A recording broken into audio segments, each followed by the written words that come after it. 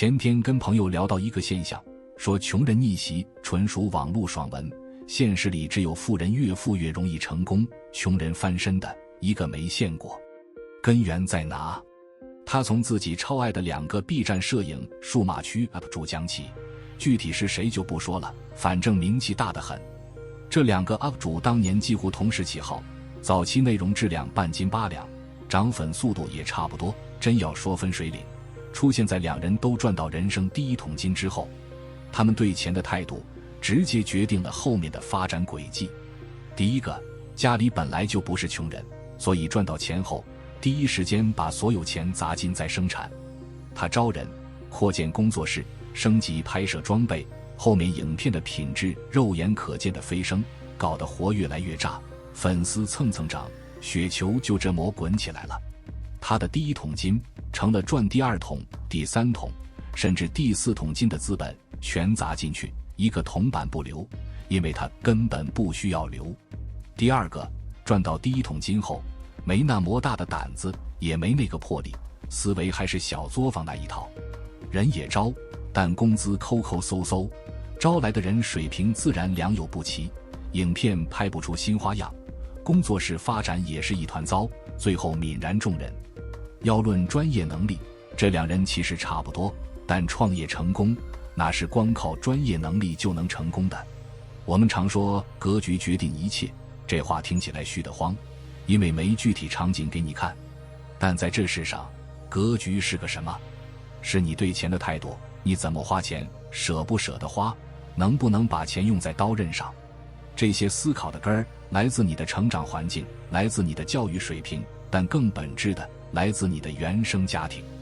有钱人家的孩子天生就对钱更敏感，也更能看到钱的 N 种可能性，因为从小耳濡目染，泡在那种环境里，跟着爹妈见世面，这可不是会考试会做题就能学来的。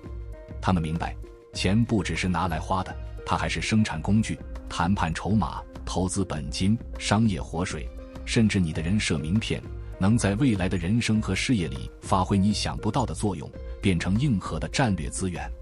什么叫战略资源？打个比方，我有核武器，就算我不用，光放那里，其他国家都会忌惮，想搞我之前都得掂量掂量，做什么都得三思。钱的作用道理一样，就连职场打工，一旦领导知道你家底后，随时能拍屁股走人，就不敢随便拿捏你。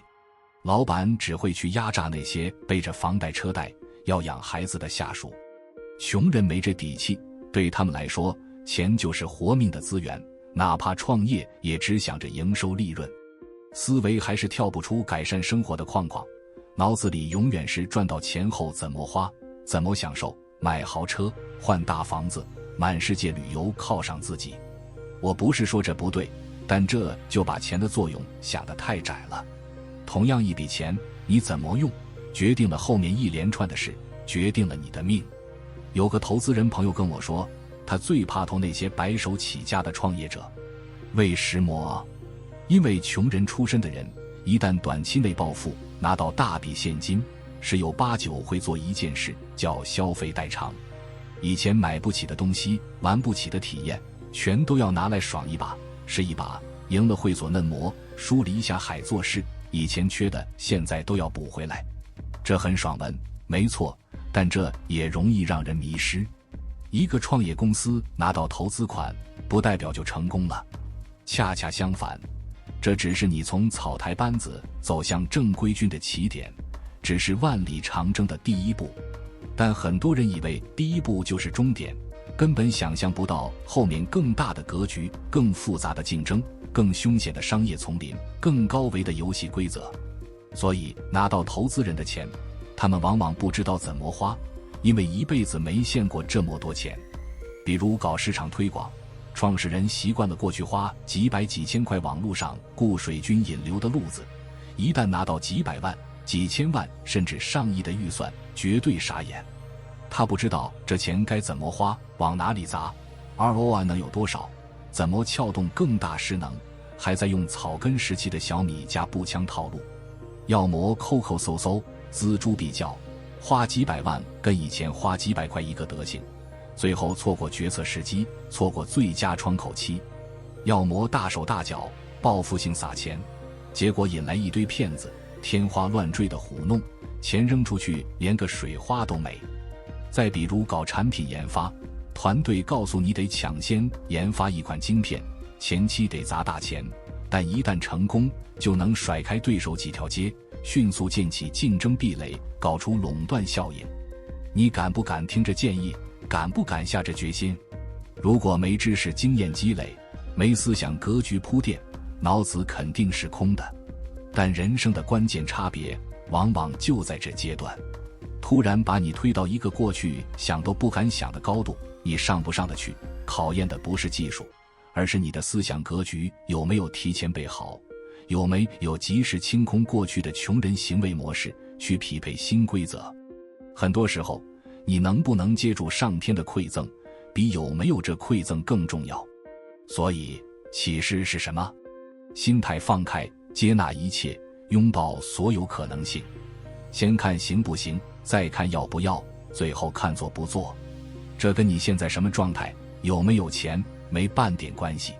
哪怕你现在赚的不多，还在攒劲，还在打工，眼睛也得往后看，往更长的时间线看，往更多可能性看。